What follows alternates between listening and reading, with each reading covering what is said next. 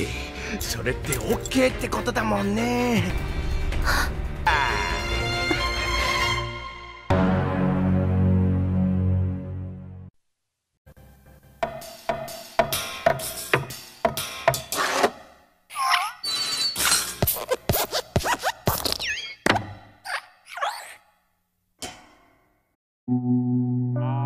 Hai minasan, terima kasih sudah klik video ini dan selamat datang di channel Koronim. Oke, di video kali ini Mimin akan merangkum keseluruhan cerita dari anime berjudul Betum, Gak Pakai Book. Anime ini menceritakan seorang pemuda pengangguran bernama Sakamoto Ryota yang setiap hari kegiatannya cuma main game online dan melawan orang tuanya saja. Hingga karena tak tahan lagi atas tingkah Ryota, ibunya itu pun sengaja mengirimkan putranya ke sebuah pulau terpencil untuk saling bunuh satu sama lain. Mampukah Ryota bertahan di pulau entah berantai itu? Oke, seperti biasa, jika kalian suka dengan konten seperti ini, bisa klik tombol subscribe yang ada di bawah. Dan Mimin juga meminta like-nya sebagai uang parkir. Tanpa banyak basa-basi, langsung saja simak ceritanya. Lanjut. Di awal scene, kita akan melihat Ryota yang ketika bangun, ia sudah tersangkut parasut di tengah hutan tropis, tanpa bisa mengingat kejadian yang terjadi sebelumnya. Jelas ia pun jadi kebingungan lalu mencoba mengecek HP. Tapi pastinya di tengah hutan belantara seperti ini tidak akan ada sinyal. Dan di waktu bersamaan ia pun baru menyadari kalau di tangannya telah ditanam semacam kristal kaca entah untuk apa.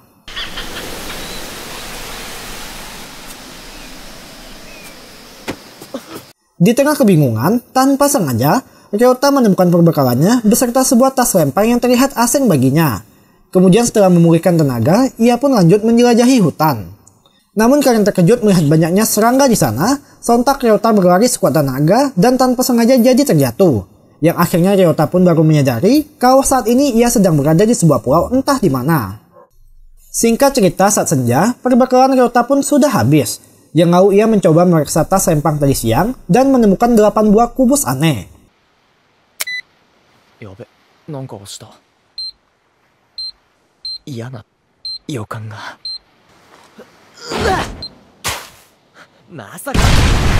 Yang rupanya, kubus itu adalah sebuah bom mirip dengan senjata di game online yang biasa ia mainkan. Serta akibat bunyi ledakan barusan, tanpa diduga, muncul seorang pria keluar dari dalam hutan. Awalnya, Ryota pun nampak senang karena bisa melihat manusia lain. Namun orang itu nampak melemparkan sesuatu yang ternyata adalah sebuah bom. Beruntungnya, ledakan barusan meleset sekaligus menyadarkan Ryota kalau situasinya saat ini mirip dengan game yang biasa ia mainkan. Sontak dengan cepat Ryota pun langsung kabur ke dalam hutan. Namun tak bagaimana, pria itu bisa mengetahui kemana arah Ryota pergi. Yang alhasil Ryota pun terpaksa melawan pria tersebut. Tapi karena belum memahami cara penggunaan bomnya, ia malah jadi hampir terbunuh. Bahkan saat mencoba bicara baik-baik, orang itu malah kembali melempar bom. Alhasil, tak ada pilihan lain selain berlari dan bersembunyi. Namun tiba-tiba, kristal di tangannya mendadak bercahaya, yang seketika membuat Ryota kembali teringat kalau hal itu mirip dengan radar di game online yang biasa ia mainkan. Sebagai seorang pemain peringkat 10 di dunia, Ryota pun mencoba tenang, lalu sengaja melompat dari tebing untuk memancing pria tersebut.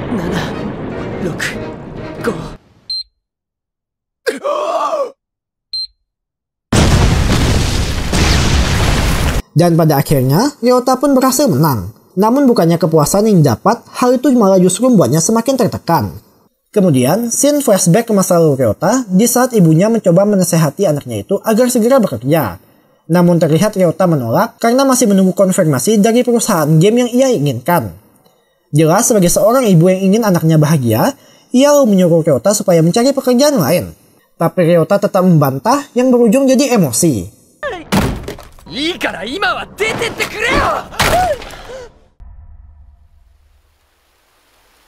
Dan Ryota pun baru terbangun di pinggir sungai. Entah beruntung atau sial, baru saja bangun, Ryota langsung cuci mata dengan pemandangan seorang gadis SMA yang sedang membasuh diri.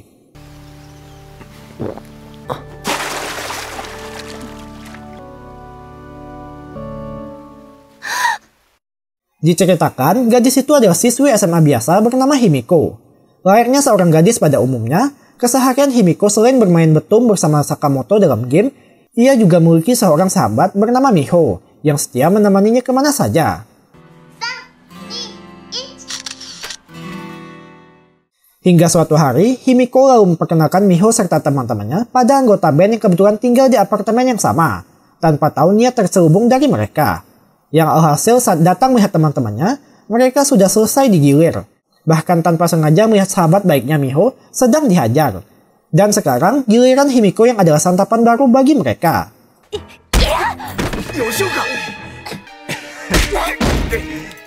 Tapi untungnya Himiko berhasil kabur, lalu melaporkan hal tersebut pada polisi. Yang lalu akibat kejadian itu, semua teman-temannya pun pindah, kemudian jadi membenci dirinya.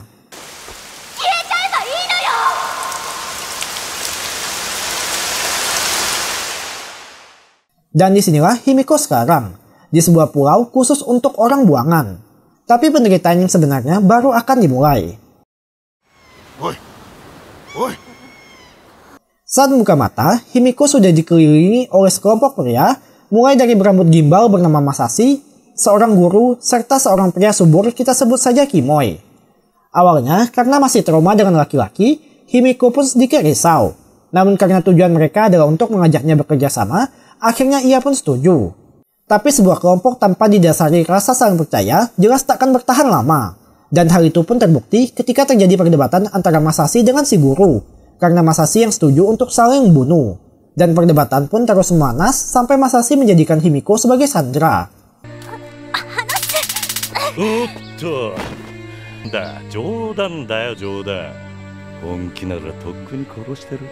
Alhasil demi menghilangkan rasa kecurigaan satu sama lain, maka ditunjukkan Himiko untuk menjadi pemimpin kelompok. Sekaligus orang yang bertanggung jawab dengan membawa bom dari timnya. Serta di waktu bersamaan muncul pesawat yang menjatuhkan airdrop di tengah hutan. Dan ketika diperiksa, mereka pun mendapati pasokan makanan, minuman, serta kebutuhan untuk bertahan hidup. Lantas mereka pun langsung mengisi perut. Tapi tiba-tiba datang si guru yang langsung menceramahi mereka supaya berhemat. Mengingat tak ada yang tahu kapan lagi pesawat itu akan datang.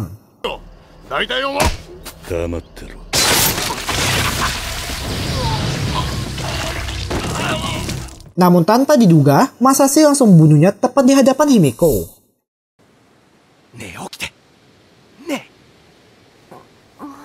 Lalu setelah kejadian itu, si Kimoy pun mengajak Himiko untuk kabur, karena takut mereka yang akan menjadi target Masashi selanjutnya.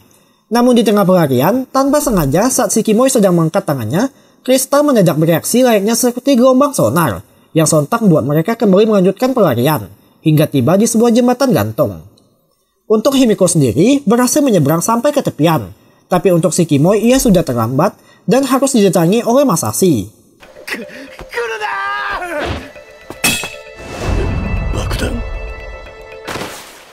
Untungnya berkat bom itu, ia dapat mengusir Masashi pergi, di mana rupanya setiap orang diberikan jenis bom yang berbeda-beda dan untuk bom barusan memiliki kandungan gas beracun yang bisa membuat area sekitarnya jadi meleleh. Untuk sementara, mereka pun berhasil meloloskan diri. Namun di sini si Kimoy mulai menunjukkan sifat aslinya, di mana rupanya ia adalah seorang kriminal yang sudah memperkaos seorang wanita, dan kini hendak memperkaos Himiko.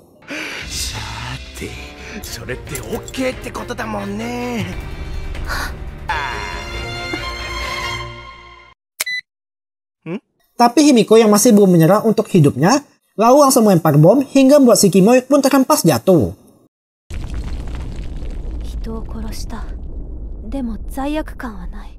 Dan scene pun kembali seperti di awal saat pertemuan Himiko dengan Ryota. Namun, Himiko yang baru saja mengalami kejadian buruk pun langsung berkemas dan kabur ke dalam hutan, sebelum sempat bicara pada Ryota yang padahal hanya ingin meminta sedikit makanan. Tak menyerah begitu saja, Ryota pun mencoba melacak Himiko dengan menggunakan radar seperti di dalam game.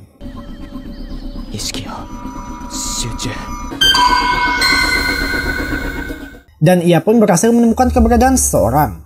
Dengan perlahan, Ryota lalu berjalan mendekat. Tapi bukan gadis SMA yang dapatnya, melainkan seorang om-om yang lagi boker.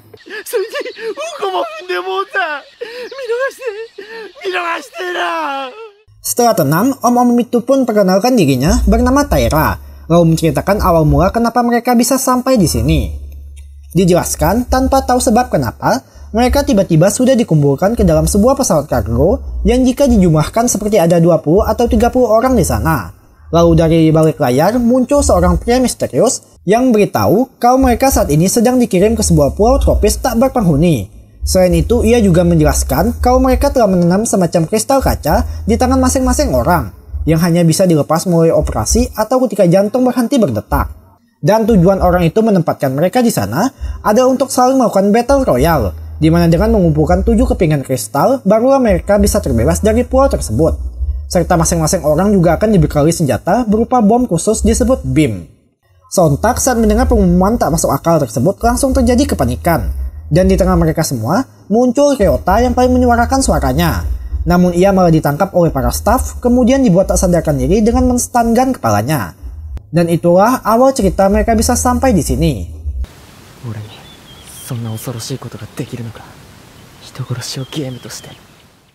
Ryota mendapati kenyataan tersebut pun jadi sangat tertekan. Ditambah lagi Taira lalu mengajaknya untuk bekerja sama. Jika dilihat dari sisi positif, maka kesempatan untuk bertahan hidup memang akan berkembang. Tapi sisi lainnya berarti mereka harus membunuh 14 orang agar bisa selamat.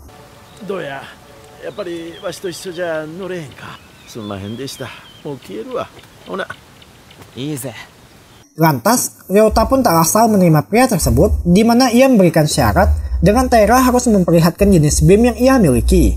Hal itu semata-mata ditujukan agar menghilangkan rasa curiganya pada Taira.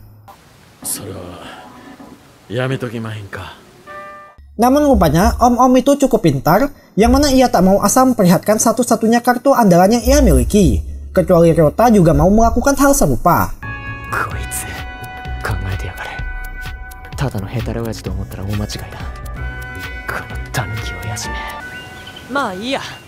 Dan pada akhirnya, Ryota pun menerima Taira menjadi rekannya tanpa syarat. Pertama-tama yang mereka harus lakukan adalah mencari cara untuk mengisi perut. Dan secara kebetulan, kembali muncul pesawat kargo yang terlihat menjatuhkan beberapa koper berisi makanan, serta salah satunya jatuh di dekat lokasi mereka. Alhasil, Ryota pun bergegas menghampiri koper tersebut, ya rupanya ia sudah didahului oleh seorang pemain lain.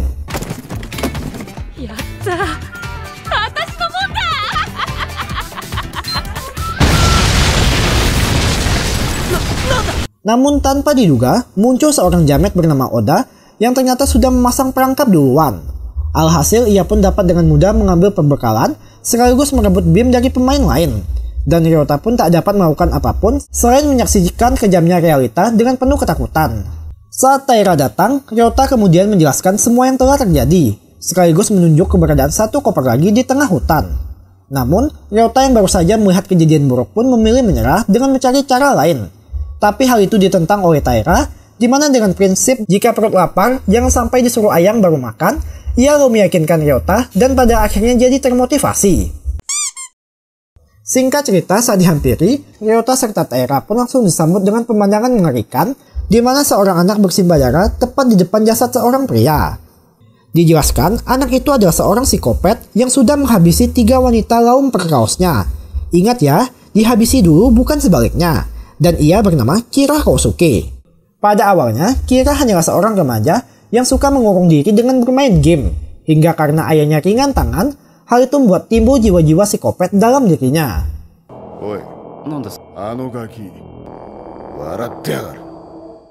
Dan disinilah ia sekarang bersama dengan pengacaranya bernama Natsume serta ayahnya Yoshihisa. Harusnya sebagai seorang ayah yang baik, Yoshihisa perlu mendidik dan memberikan kasih sayang pada anaknya. Namun yang terjadi justru terbalik, di mana ia kerap menggunakan kekerasan pada Kira untuk memaksa anaknya itu supaya menggunakan beam demi mengambil koper yang tersangkut.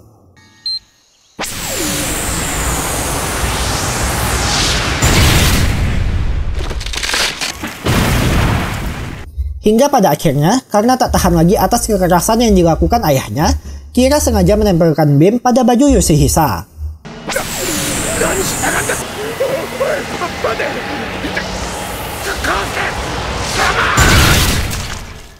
Sontak, Natsume yang melihat kesadisan dari bocah berusia 14 tahun tersebut jadi sangat ketakutan.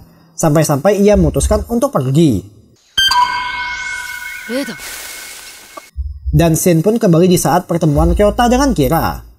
Ryota yang melihat seorang bocah dengan jasad di hadapannya langsung tersadar kalau Kira bukanlah bocah biasa. Lantas, ia pun langsung mengajak Taira untuk kabur. Selain tak tega harus melawan seorang bocah, ia juga tak mau lagi membunuh seseorang. Namun sial kaki Taira malah terkilir, yang terpaksa membuat Ryota pun harus memancing perhatian Kira. 戦う気かいな。Sakamoto! Terlihat Kira adalah seorang pemain yang sangat mewaspadai jarak lawan. Terbukti ia dengan rutin menggunakan sonar untuk memastikan posisi musuh. Sedangkan Ryota yang mengandalkan pengalamannya mencoba maju untuk melakukan serangan kejutan. Tapi ternyata lawannya juga melakukan tindakan serupa.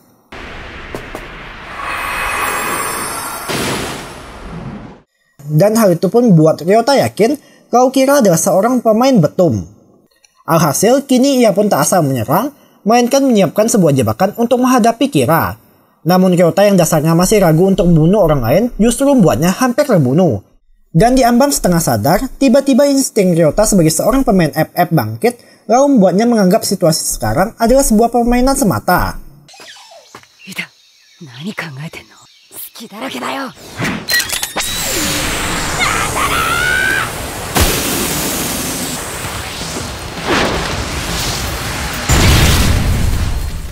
Dan disinilah kita akan melihat secara bertarung Ryota ketika serius. Dengan cepat, ia langsung masuk ke dalam hutan, lalu tiba-tiba melempar beam ke arah Kira. Bahkan saat Kira mencoba melacak posisinya, radar malah tak mendeteksi apapun. Dimana rupanya, sama seperti di dalam game, Ryota dapat membatalkan radar pemain lain apabila bertabrakan dengan miliknya, yang menyebabkan Kira pun panik dan dapat dikalahkan. Setelah pertarungan usai, terlihat senyum kepuasan dari raut wajah Ryota. Tapi seketika ia pun kembali sadar kalau baru saja melawan seorang bocah. Alhasil ia pun tak menghabisi Kira, melainkan mengikatnya pada sebuah pohon, serta berbaik hati meninggalkan sebungkus coklat padanya. Sakamoto da. Sakamoto.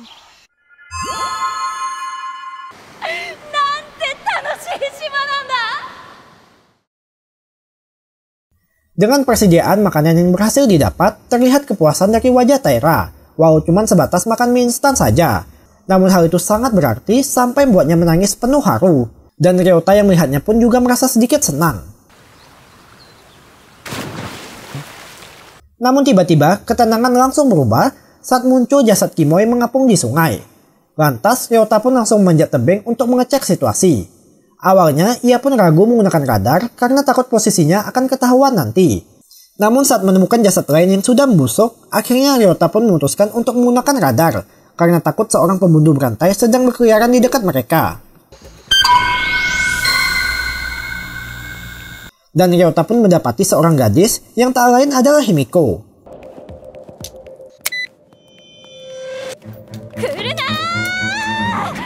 Tanpa banyak basa-basi, Himiko langsung melempar beam bertipe racun yang dengan cepat menyebar ke seluruh penjuru hutan, sampai-sampai membuat Ryota terpaksa keluar dan sudah ditunggu oleh Himiko. Tentunya, Ryota yang tak ingin bertarung lalu mencoba bicara baik-baik dengan mengajak Himiko untuk bekerja sama, dan untungnya cara itu berhasil menenangkan Himiko. Yokatta.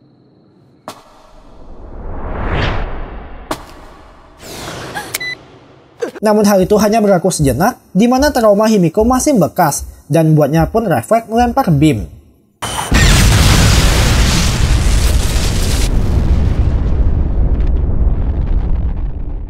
Sementara itu, tanpa diketahui Ryota, rupanya Taira selama ini diam-diam sudah mengambil kepingan kristal, mulai dari milik Yoshihisa sampai dari si Kimoy sekarang.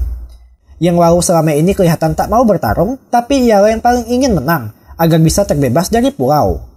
Kembali ke Ryota, beruntungnya ledakan itu meleset, yang lalu dengan cepat ia langsung maju supaya Himiko tak bisa melempar beam lagi. Namun rupanya Himiko juga sudah mengantisipasi hal tersebut dengan terus menyerang menggunakan stun gun, hingga berujung pada Ryota yang hendak disetrum. Tapi Ryota refleks menendang hingga membuat stun gun Himiko menyetrum dirinya sendiri.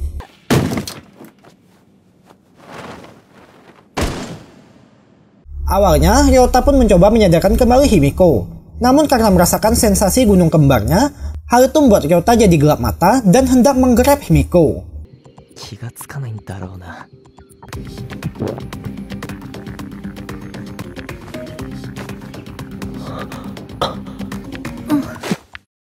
Namun dengan sekejap ia berhenti karena sadar atas tindakannya. Di alam bawah sadarnya, Himiko masih dihantui oleh si Kimoy yang ingin berkaosnya. Dan ia pun terbangun mendapati dirinya sudah digendong oleh Ryota. Kemudian dengan tenaga yang tersisa, Himiko nekat memilih bundir dengan mengaktifkan beam.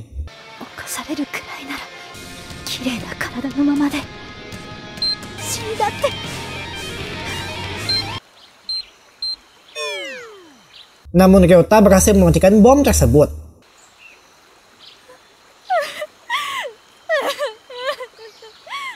Singkat cerita, setelah tenang, Himiko lalu menceritakan kalau mereka semua telah dipilih oleh orang lain untuk berpartisipasi dalam permainan ini. Untuk Himiko sendiri, ia sadar kalau telah dipilih oleh sahabatnya Miho. Sedangkan Ryota langsung teringat atas tindakannya selama ini yang selalu melawan orang tuanya.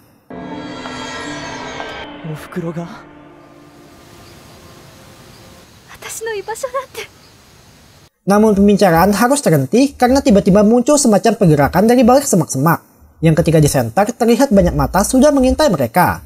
Dan rupanya itu adalah sekelompok komodo.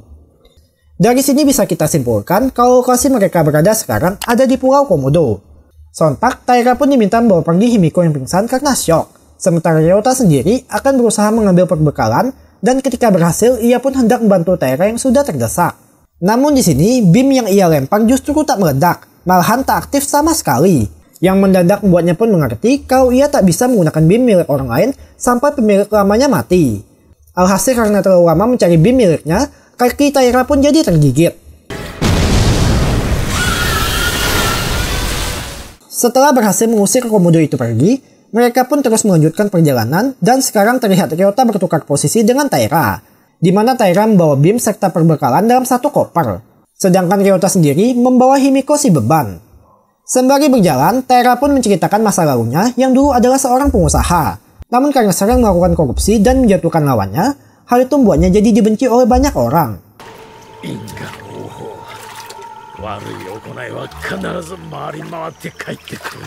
Namun tiba-tiba, seekor komodo melompat tepat di depan wajah mereka, yang sontak membuat Ryota jadi terpisah dengan Taira. Sambil membawa beban di tengah lebatnya hutan, mulai timbul prasangka buruk pada Taira, yang mungkin saja meninggalkan mereka. Hal itu pun diperparah ketika ia tak bisa menemukan keberadaannya meski sudah dipanggil atau menggunakan radar.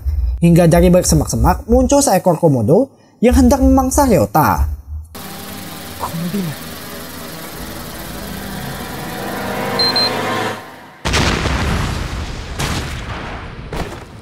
Tapi ternyata Taira tiba-tiba muncul menyelamatkan mereka, di mana tak bisa terdeteksinya itu karena mereka sama-sama menggunakan radar, dan Ryota pun jadi merasa sangat lega. Kemudian mereka terus melanjutkan perjalanan meski masih dikejar oleh para komodo, hingga akhirnya menemukan sebuah bangunan terbengkalai di pinggir laut. Dan saat bersama-sama menaikkan Himiko ke tangga, tanpa sengaja salah satu anak tangga malah patah dan membuat mereka semua jadi jatuh.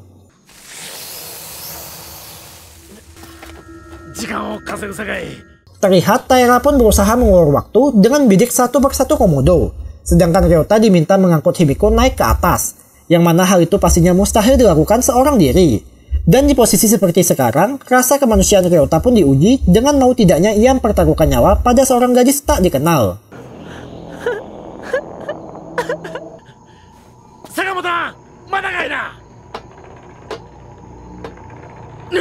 Entah apa yang dipikirkan Ryota, ia lantas naik seorang diri, dan Taira yang melihatnya pun mengira kalau ia berniat mengorbankan Himiko.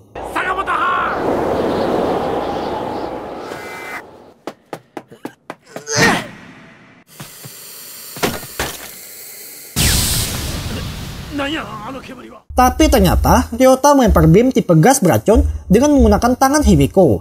Serta akibat angin pantai yang berhembus ke arah hutan, mereka pun dapat terhindar dari racunnya.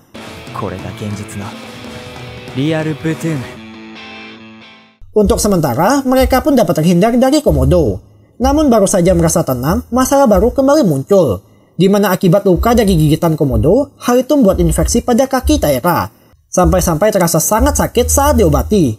Dan di sini, Himiko pun harus melawan rasa traumanya pada laki-laki dengan ikut mengobati Taira, sebagai bentuk balas budi karena telah melindunginya saat pingsan.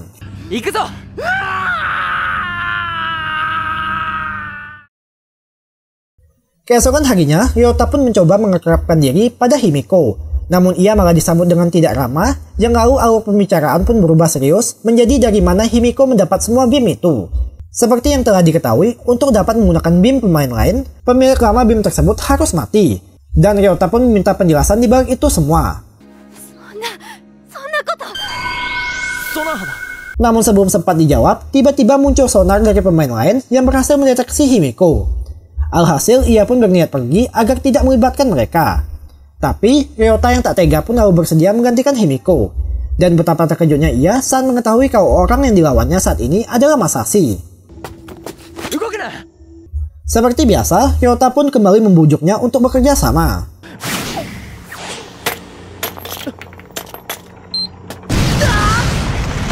Namun tanpa diduga, Masashi juga memiliki seorang rekan, yakni Natsume, yang alhasil Ryota pun jadi kalah.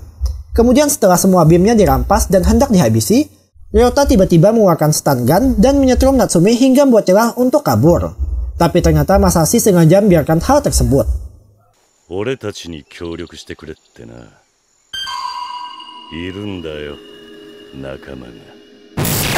Sekembalinya Ryota ke markas, yang pertama kali dikhawatirkan Himiko adalah takut musuh mengikuti jejaknya. Dan hal itu pun terbukti benar dengan Masashi yang tiba-tiba muncul di hadapan mereka. Di mana sebagai seorang mantan tentara bayaran, ia dapat dengan mudah melacak jejak bahkan memojokkan mereka. Yang alhasil berujung dengan terpotongnya jari Taira, serta Ryota sendiri harus ditendang jatuh ke jurang.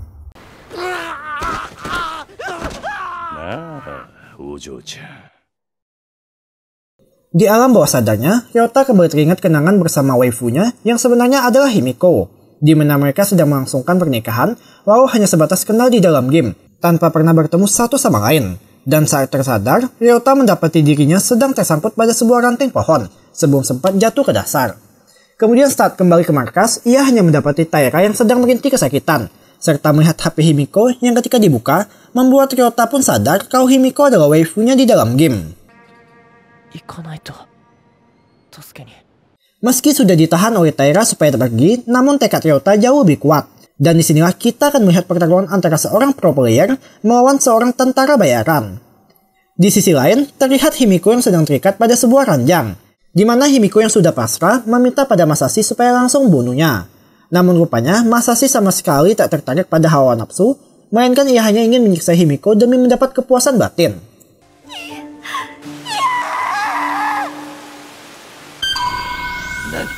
Dan tiba-tiba muncul gelombang sonar yang tak lain dikirimkan oleh Ryota.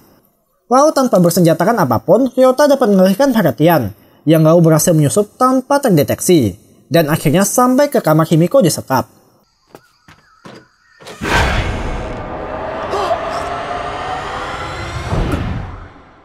Tapi untungnya ia juga berhasil menahan jebakan BIM, sekaligus membuat BIM itu beralih fungsi menjadi miliknya. Seketika saat melihat Ryota datang menyelamatkannya, disinilah benih-benih cinta Himiko mulai timbul. Dan tanpa basa-basi, Ryota menanyakan perihal apakah Himiko adalah waifunya di dalam game.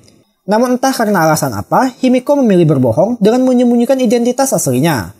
Alhasil langsung timbul perasaan kecewa dalam hati Ryota. Tapi fokus mereka sekarang adalah untuk melarikan diri.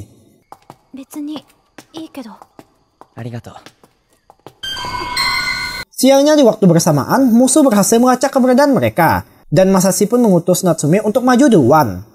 Terlihat, pria payak turbaya itu langsung menyerang secara membabi buta, tanpa menyadari kalau Ryota sudah memiliki satu BIM.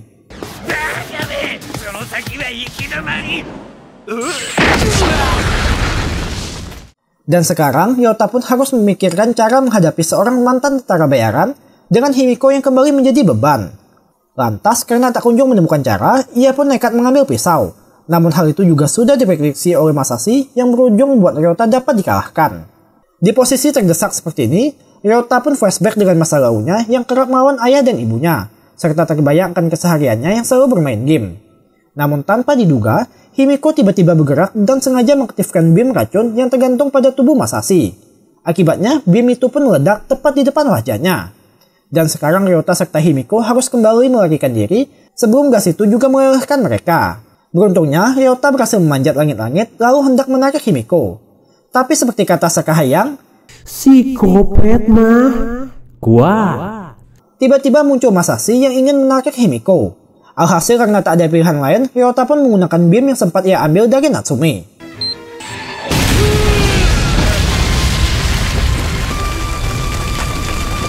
Dan pada akhirnya, pertarungan pun berhasil dimenangkan oleh Ryota berkat bantuan Himiko. Kemudian, scene beralih pada satu kelompok yang terdiri dari seorang wanita bernama Kinoshita serta satu orang pria bernama Kakimoto, di mana mereka juga sedang dikejar oleh para komodo. Namun tiba-tiba, Kinoshita sengaja mendorong Kakimoto jatuh hingga dimakan oleh para komodo. Di mana walau kelihatan seperti seorang wanita lemah, ia tak segan-segan bunuh orang lain demi bisa keluar dari pulau tersebut. Dan rupanya semua gerak-gerik mereka sudah diawasi oleh seorang petinggi yang tak lain adalah developer dari game Betum. 予想以上の出来だ。よくやった。最終調整も余念がないよ。頼むぞ。 Kembali ke Ryota dan Himiko, karena terlalu berbahaya berjalan di malam hari, mereka pun memutuskan untuk beristirahat di sebuah gedung terbengkalai. Dan setelah makan serta ganti pakaian, Ryota pun hendak tidur di ruangan lain demi membuat Himiko merasa nyaman. こんなとこに一人にしないでよ。怖いじゃない。 Dengan dibataskan sebuah koper serta bim yang disusun berbarisan, mereka lalu hendak tidur bersama. Dan sebelum itu, Himiko pun bertanya pada Ryota kenapa ia rela mempertaruhkan nyawa pada orang yang tak dikenal. Dan menanggapi pertanyaan tersebut, Ryota pun jujur dengan menceritakan dirinya yang adalah seorang pengangguran. Tapi meskipun dibuang di dunia nyata, masih ada dunia maya yang mau menerimanya, bahkan memiliki seorang waifu yang sangat peduli padanya. Dan ketika mengira kalau Himiko adalah waifunya dalam game, seakan muncul kepribadian lain yang memberikan keberanian pada Ryota. Dan Himiko sendiri yang mendengar jawaban Ryota pun jadi sangat terharu. Oyasumi. Di dalam mimpinya, Himiko kembali ke saat ia melangsungkan pernikahan di dalam game dengan Ryota. Namun tiba-tiba ia terbangun karena mendapati seseorang sedang menyenternya. Jelas Ryota pun juga ikut terbangun yang lalu langsung memeriksa sekitar dengan memancarkan radar. Tapi hasil yang dapat nihil dan mereka pun lanjut bersama-sama memeriksa gedung. Secara kebetulan, Ryota melihat semacam pancaran cahaya dari kejauhan. Yang ketika didatangi, ia pun terkejut mendapati seseorang seperti tinggal di sana.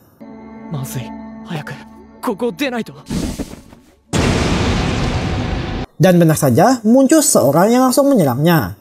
Beruntung, sabit orang itu tersangkut lalu membuat Ryota berhasil melawan, hingga wanita itu jadi pingsan. Kemudian, Ryota pun mendapati tangan wanita itu sudah buntung dan menjelaskan alasan kenapa ia tak bisa terdeteksi oleh radar. Setelah membawa Himiko ke sana, wanita itu pun akhirnya siuman. Namun saat melihat sosok Ryota, ia tiba-tiba langsung mengamuk seperti ada dendam kesumat pada laki-laki. Yang alhasil Ryota pun keluar dulu untuk sementara dan pembicaraan dilanjutkan oleh Himiko. Lalu, wanita itu pun memperkenalkan dirinya bernama Shiki, serta memberitahu kalau ia adalah seorang peserta pada permainan sebelumnya. Dijelaskan, Shiki awalnya adalah seorang perawat di sebuah rumah sakit, sampai suatu hari terjadi insiden pada dokter yang dicintainya.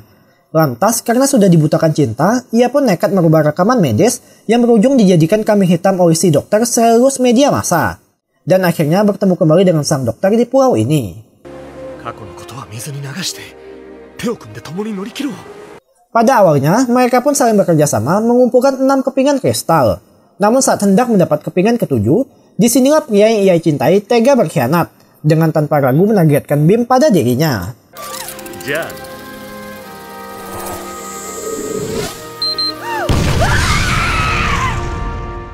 Namun, Shiki berhasil selamat walau tangan kirinya harus menjadi korban. Dan untuk sang dokter sendiri, lalu dijemput pulang dengan helikopter. Kemudian sehabis menceritakan masa lalunya, Shiki pun memperingati Himiko agar tak terlalu percaya pada laki-laki.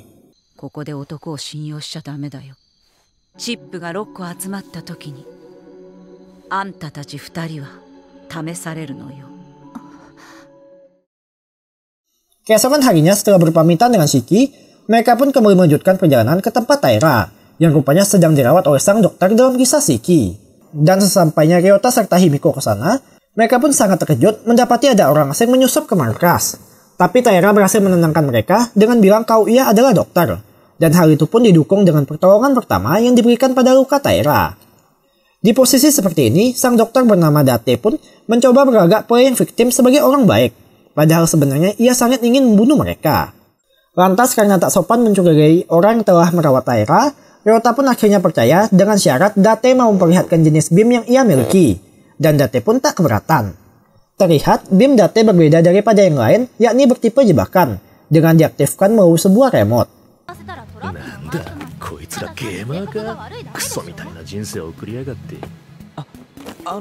Namun di sela pembicaraan, pesawat membawa suplai kembali datang, yang alhasil mereka pun bergegas mengejarnya. Dan sudah bisa ditebak kalau bukan cuma mereka saja yang mengincar koper tersebut, melainkan ada 6 pemain sekaligus yang masing-masing sedang bergerak. Tapi Ryota pun tetap kekeh mengejar agar membuat pemain lain mundur, hingga tinggal tersisa 1 orang pemain yang masih mengejar, dan orang itu ternyata adalah si jamet Oda.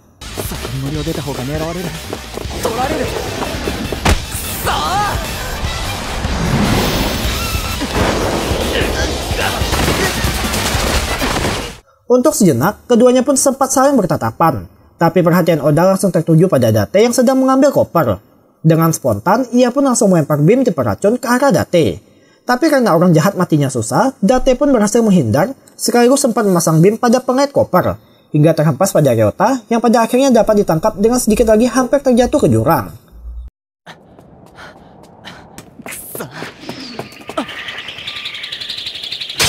Namun di sini kembali muncul gangguan dari pihak ketiga, yang rupanya adalah komplotan Kira. Ia menggunakan beam tipe api untuk memblokir pergerakan lawan, dan menyebabkan Ryota pun terjebak di tengah kobaran api. Tapi Oda tanpa ragu langsung menerobos dan berhasil merebut koper, lalu spontan menyembur ke air, yang kemudian disusul oleh Ryota. Sementara itu di pinggir hutan, Himiko juga harus berhadapan dengan Kinoshita, yang rupanya bekerjasama dengan Oda. Akibatnya, terjadi pertarungan sengit antar 2 wanita yang tak seru sama sekali. Mulai dari saling ejek sampai jambak-jambakan.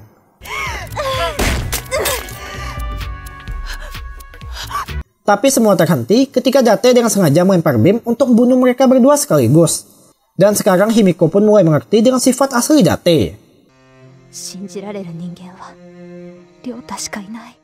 Kembali ke Ryota, ia yang menepi ke bebatuan kini tak asal bergerak.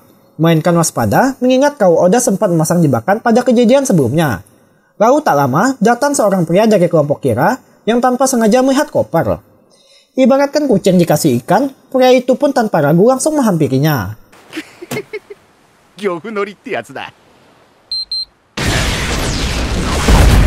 Dan seperti yang diduga Ryota, barulah Oda muncul.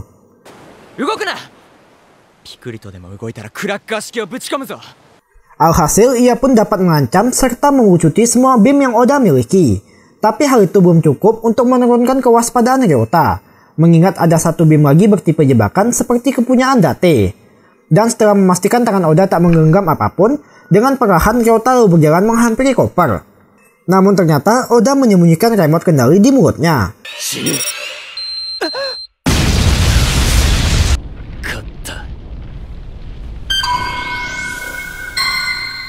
Tapi sebagai seorang pemain peringkat 10 dunia, Ryota juga sudah menduga hal tersebut. Sedangkan di lokasi berbeda, terlihat pertarungan Ryota melawan Oda menjadi perhatian serius seluruh staf dalam di balik permainan ini. Di mana mereka pun cukup terkejut saat mengetahui kalau Ryota berhasil selamat dari ledakan. Di mana rupanya, dari awal Ryota sengaja berjalan bersebelahan dengan koper untuk memberikan kesan seolah-olah mendekat.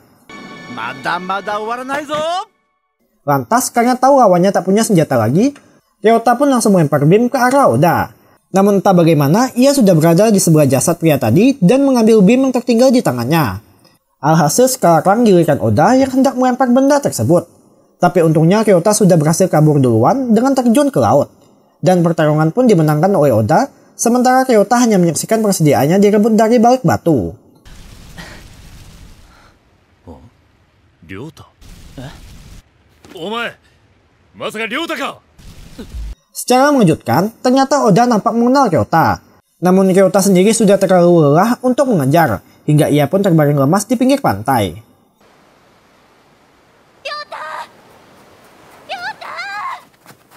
Tak lama, datang Himiko bersama Date yang sangat mengkhawatirkan Ryota. Sampai-sampai Himiko pun refleks langsung memeluknya. Sekembalinya ke markas, mereka pun makan menggunakan sisa perbekalan dari Date. Dan hal itu pun cukup membuatnya kesal lantaran harus berbagi makanan pada orang yang sebentar lagi akan mati. Sedangkan Ryota yang sedang memasak masih kepikiran dengan siapa Oda sebenarnya. Dan akhirnya ia pun teringat kalau Oda adalah sahabatnya dulu semasa SMA. Dijelaskan, sosok Oda dulu adalah seorang murid yang pandai, baik dari segi akademik, olahraga maupun seni. Sampai-sampai membuatnya digemari oleh banyak wanita. Tapi entah mengapa, ia lebih memilih berteman akrab dengan Ryota yang biasa saja. Dan Ryota pun akhirnya terbuka pada Oda dengan bilang seorang gadis yang ditaksirnya di dalam kelas. Namun suatu hari, terjadi sebuah kejadian di mana Oda pun jujur pada Ryota kalau ia sudah mantap-mantap dengan gadis yang ditaksirnya. Sontak, Ryota yang merasa terkhianati pun mengamuk sampai memukul Oda hingga babak belur. Kemudian semenjak kejadian itu, Oda pun keluar dari sekolah dan tak pernah bertemu lagi dengan Ryota. あんなやつだ。誰に恨みを買って指名されてもちっとも不思議じゃねえ。だけどあいつが敵になるのか。 Saat hendak menyuapi Taira, terlihat ia pun tak nafsu makan. Dan setelah diperiksa Date, ternyata bakteri dari gigitan Komodo telah memperparah kondisi Taira. Yang oleh karena itu, Himiko pun menyarankan agar kembali ke tempat Shiki demi mencari obat-obatan. Hari itu juga, mereka bertiga pun berangkat ke tempat Shiki. Dan sembari berjalan, Himiko mulai menceritakan apa yang dialaminya saat di hutan. Namun Ryota memilih mempercayai Date, mengingat ia mau mengobati Taira sampai berbagi makanan pada mereka. もういい。亮太には相談しない。おい。 Saat sampai, karena tak mau Date mengetahui keberadaan Shiki, mereka pun memutuskan untuk berpencar. Namun ternyata Date sudah mengenal tempat tersebut yang merupakan markasnya dulu. Alhasil tak perlu waktu lama, ia pun dapat dengan mudah menemukan rak persediaan obat yang lalu disusul dengan kedatangan Ryota. Di sini, Date pun nampak merencanakan sesuatu dengan meminta Ryota membawa kopernya. 大切なものが入っているので気をつけてくださいね。はい。 Dan Ryota pun sedikit merasakan kejanggalan dari tatapan Date. Tapi ia kembali memilih mempercayainya yang kemudian disusul dengan kedatangan Himiko. Ryota! Oh, Himiko. Ryota! そのトラックはダメ！なんだって？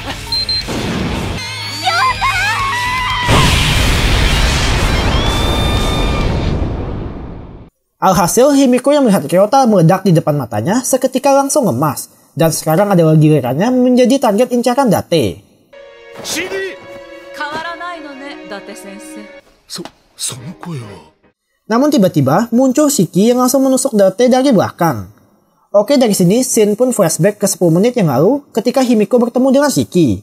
Namun saat Shiki mengarahkan Himiko ke ruangan obat, tanpa sengaja Shiki melihat sosok Date yang selama ini sangat dibencinya. Sampai-sampai membuat rasa sakit di tangannya jadi kambuh. Sontak, ia pun langsung menyuruh Himiko untuk membuang koper dari tangan Ryota. Dan itulah alasan kenapa Himiko dapat menyadari perangkap Date. Sayangnya, entah karena masih cinta atau memang sudah settingan dari pembuat cerita, Shiki malah tak langsung memfatality Date, melainkan bawa Himiko yang masih syok untuk kabur. Alhasil, Date pun langsung mengaktifkan perangkap dan kini justru memojokkan mereka. Tak menyerah begitu saja, Shiki kemudian bawa Himiko untuk keluar, yang di sana ia juga sudah ditunggu oleh Date, lalu mengancamnya dengan beam milik Ryota. Tapi Shiki tak kehabisan akal, di mana ia menggunakan beam yang diaktifkan Himiko untuk melawan balik. Alhasil hal itu pun cukup membuat Date ketakutan sampai berlari sekencang-kencangnya.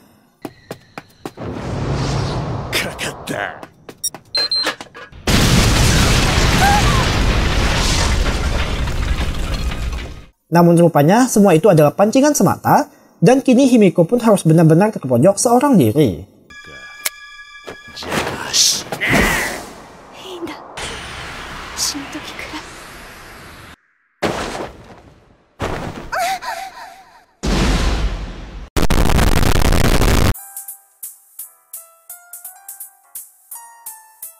Tapi ternyata beam itu sama sekali tak meledak.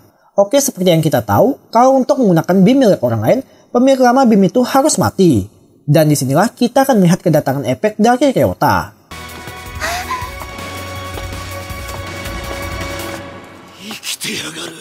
Dijelaskan pada saat Himiko memberitahu kalau koper akan meledak, di detik-detik terakhir Ryota sempat melempar koper itu, lalu langsung melompat ke celah lantai, dan semenjak itu ia jadi percaya pada perkataan Himiko. Alhasil kini situasi pun berbalik dengan Date yang harus terpojok, karena pastinya semua beam jebakan yang Date miliki sudah terpasang habis, sementara Ryota sendiri masih memiliki beam dari Himiko. Mate yo, Date! Sontak, Date pun kembali menggunakan cara pancingan agar Ryota masuk ke dalam jebakannya. Dan mari kita lihat apakah seorang veteran pemain betum dapat terkecoh oleh jebakan Date.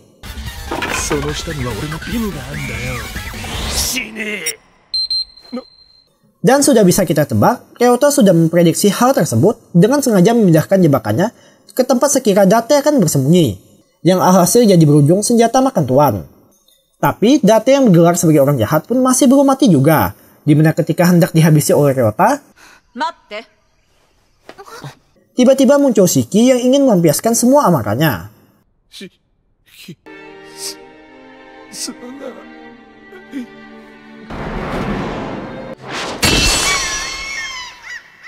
Namun ternyata Shiki masih mencintai pria itu, terbukti dengan ia yang tak tega menghabisi nyawanya.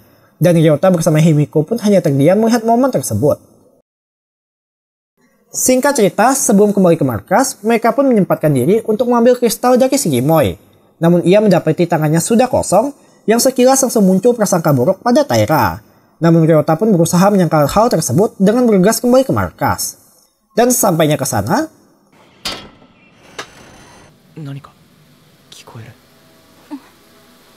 tiba-tiba muncul Bim tipe pengincar yang tak lain pemiliknya adalah Taira.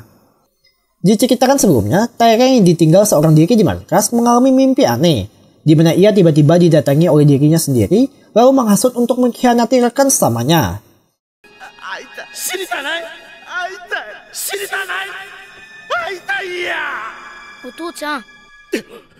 Mungkin karena demam tinggi akibat infeksi, Taira pun sampai berhalusinasi bertemu anaknya, yang menyuruh agar ayahnya itu segera pulang.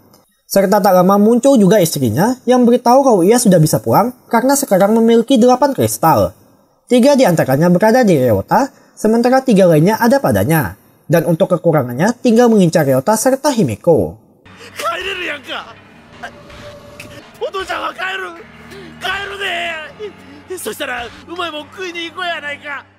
Lalu Shin pun kembali ke masa sekarang. Terlihat walau Bim itu sudah menabrak tembok sekalipun, Bimnya masih belum meledak dan terus mengincar Ryota. Alhasil Ryota pun terus berlari dan untungnya dapat menangkis Bim itu dengan tongkat besi. Namun selang beberapa saat Bim kedua kembali muncul, hingga tanpa sengaja membuat Ryota jadi masuk ke dalam jangkauan Bim pertama. Akibatnya Bim itu pun meledak dan menyebabkan luka serius pada kaki Ryota. Di posisi terdesak seperti ini, akhirnya Ryota pun mengerti alasan dibalik pengkhianatan Taira.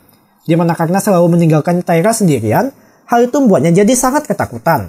Sampai-sampai nekat mengincar temannya sendiri demi segera terbebas dari pulau. Dan sekarang Ryota pun harus memikirkan cara agar selamat karena Bim ketiga sedang mendekat. Namun tanpa diduga, Himiko nekat mengambil Bim itu sekaligus langsung menonaktifkannya.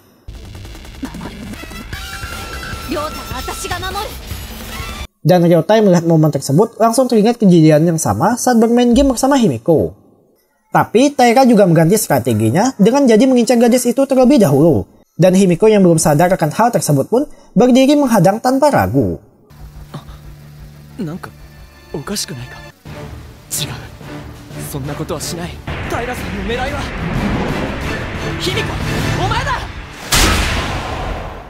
Untungnya di detik-detik akhir, Ryota berhasil menonaktifkan Bim itu.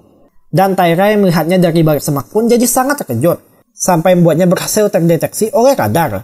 Alhasil dengan perasaan takut, ia pun semakin masuk ke dalam hutan sampai-sampai jatuh ke tebing.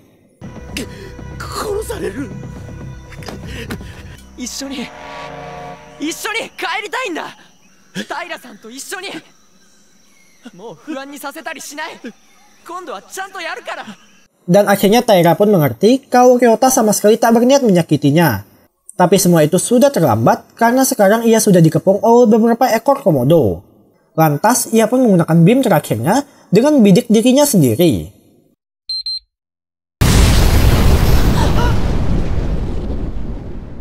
Dan Ryota yang melihat hal tersebut jadi sangat terpukul karena telah kehilangan sosok teman sekaligus sahabatnya. Saat malam hari, terlihat kesedihan masih melanda Ryota. Dan demi menghiburnya, Himiko pun akhirnya jujur dengan beritahu kalau ia memang benar adalah waifu Ryota di dalam game selama ini. Lalu juga bersedia memberikan kepeweannya pada Ryota.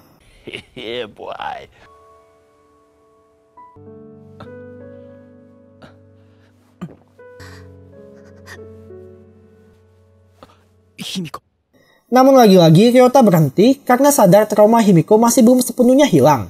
Yang lalu sebagai gantinya, ia pun berjanji untuk melanjutkannya setelah bersama-sama keluar dari pulau. Scene akhir menampilkan sang pimpinan staf yang sedang panik terkait masalah teknis di pulau tersebut, sampai-sampai mengirimkan regu teknisi ke sana. Dan rupanya, hal itu adalah ulah dari salah satu orang dalam yang nampak mengenal Ryota. Tamat. Oke minasan, cukup sekian alur cerita dari anime Betum kali ini. Sayang sekali tak akan ada season 2-nya, dikarenakan penjualan anime ini kurang diminati untuk pasaran Jepang. Padahal menurut Mimin pribadi, anime ini menyajikan cerita action unik, menegangkan, sekaligus dibalut dengan bumbu penyedap. Oke, seperti biasa, jangan lupa terus dukung channel ini dengan cara subscribe, like, komen, dan share yang banyak. Sore Dewa.